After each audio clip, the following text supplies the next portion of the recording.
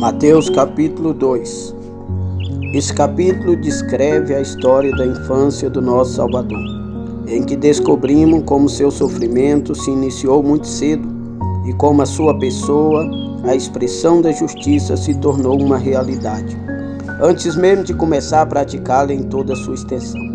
Temos então os magos perguntando ansiosamente por Cristo, versículo 1 ao 8, o piedoso tratamento que dedicaram a ele ao descobrir onde se encontrava, versículo 9 ao 12, a fuga de Cristo para o Egito, a fim de fugir à crueldade de Herodes, versículos 13 ao 15, o bárbaro assassinato dos infantes de Belém, versículos 16 ao 18, seu retorno do Egito para a terra de Israel, versículo 19 ao 23.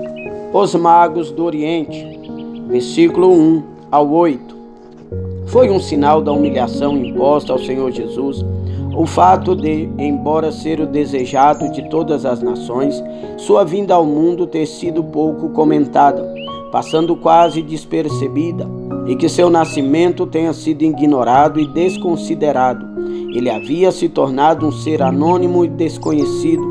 Se o Filho de Deus devia vir ao mundo, poderíamos com toda razão esperar que fosse recebido com o maior cerimonial possível, que coroas e cetros se colocassem imediatamente aos seus pés e que os soberanos e os poderosos príncipes do mundo se tornassem seus humildes servos.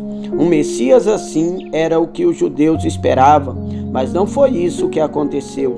Ele veio ao mundo e o mundo não o conheceu. Isso é, ele veio para o seu povo, mas o seu povo não o recebeu, por ter se incumbido de satisfazer a justiça do Pai, pelas ofensas e pela desonra contra ele praticadas, através dos pecados dos homens.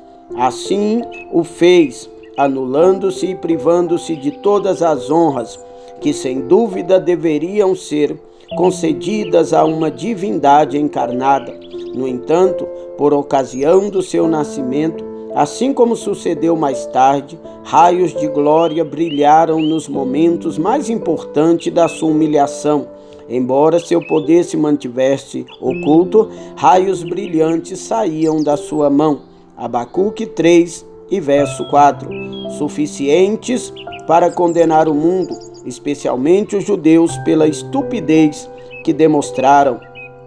Depois do seu nascimento, os primeiros a tomar conhecimento de Cristo foram os pastores, Lucas 2, do verso 15 a seguir, que viram e ouviram coisas gloriosas ao seu respeito e as transmitiram a todo mundo, para a admiração de todos os ouvintes. Versículos 17 e 18. Em seguida, Simeão e Ana falam sobre ele pela inspiração do Espírito a todos que estavam dispostos a prestar atenção às suas palavras. Lucas 2. No entanto, alguém poderia pensar que essas mensagens deveriam ter sido atendidas pelos homens da Judéia e pelos habitantes de Jerusalém, que com braços abertos receberiam o tão longamente esperado Messias. Porém, por mais estranho que pareça, durante quase 2 anos, ele permaneceu em Belém, sem receber qualquer atenção, até a chegada dos magos. Na verdade, nada iria despertar aqueles que estavam resolvidos a ser indiferentes. Oh, que incrível estupidez a desses judeus, e também dos muitos que ostentam o nome de cristão. Observe, quando foi realizada essa pesquisa a respeito de Cristo, foi nos dias do rei Herodes. Esse rei Herodes era um idumeu, nomeado rei da Judéia por Augusto e Antônio, os principais chefes do Estado romano daquela época. Era um homem falso e cruel, e no entanto havia sido agraciado com o título de Herodes o Grande. Cristo nasceu no 35º ano do seu reinado, e isso foi registrado para mostrar que o cetro havia se apartado de Judá e o legislador de entre os seus pés. Portanto, havia chegado a hora da vinda de Siló, e para que ele se congregaria a todos os povos. Observe esses magos em Gênesis 49, verso 10. Quem e o que eram esses magos? Aqui eles são chamados de magos. Alguns os consideravam o nome no bom sentido. Entre os persas, os magos representavam os seus filósofos e seus sacerdotes. O povo não aceitaria ninguém para ser rei se não tivesse antes estudado entre os magos, mas outros pensavam que eles lidavam com artes espúrias. No original, esta palavra mago foi usado para Simeão, o mágico, em Atos 8, no verso 9 e 11. Também para Elimas, o feiticeiro, em Atos 13, no verso 6 e 8. Também nas Escrituras, ela é empregada com outro sentido, como um primeiro exemplo e presságio da vitória de Cristo sobre o diabo, quando aqueles que haviam sido seus adeptos se tornaram adoradores do menino Jesus, logo que os troféus da sua vitória sobre os poderes das trevas foram erguidos. Bem, quaisquer coisas que têm sido antes, agora os magos se tornaram verdadeiros sábios quando decidiram indagar sobre Cristo. De uma coisa temos certeza, de quem eram gentios e não pertenciam à nação de Israel. Os judeus não se importavam com Cristo, porém esses gentios decidiram perguntar por ele. Muitas vezes aqueles que estão mais próximos aos meios estão mais longe do fim. Veja capítulo 8, verso 11 e 12.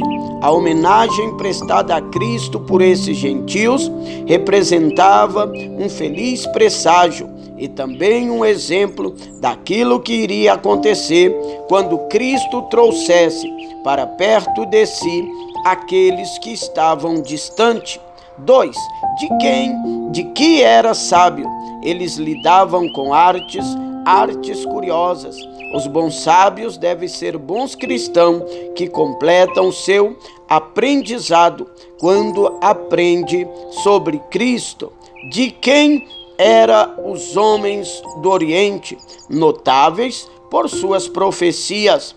Isaías 2 e verso 6. A Arábia é chamada da terra do Oriente ou oriental. Gênesis 25 e verso 6.